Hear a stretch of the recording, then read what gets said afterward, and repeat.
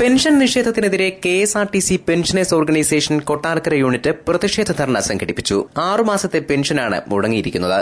ബുധനാഴ്ച Kottarakkara KSRTC bus സ്റ്റാൻഡിലായിരുന്നു ധർണ. Kerala Congress B chairman R Balakrishnapillai ഉദ്ഘാടനം ചെയ്തു. ചരിത്രത്തിൽ ആദ്യമായാണ് പെൻഷൻ മുടങ്ങുന്നതെന്നും ഇതിനു മുൻപ് ഇങ്ങനെയൊരു സംഭവം ഉണ്ടായിട്ടില്ല എന്നും ആർ ബാലകൃഷ്ണപിള്ള പറഞ്ഞു. കെഎസ്ആർടിസി അല്ല, സർക്കാരാണ് പെൻഷൻ നൽകേണ്ടതെന്നും അദ്ദേഹം ചൂണ്ടിക്കാട്ടി.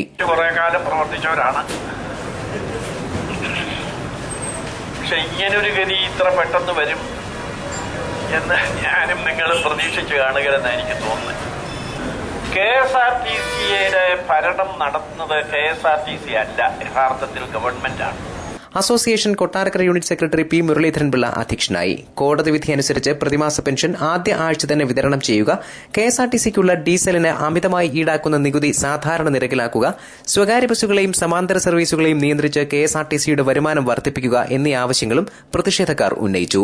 ജോബോയ് പെരേര, സി രാമകൃഷ്ണപിള്ള, പട്ടാഴി ഗോപി, എ റഹീം എന്നിവർ സംസാരിച്ചു. News bureau, Kottarakkara.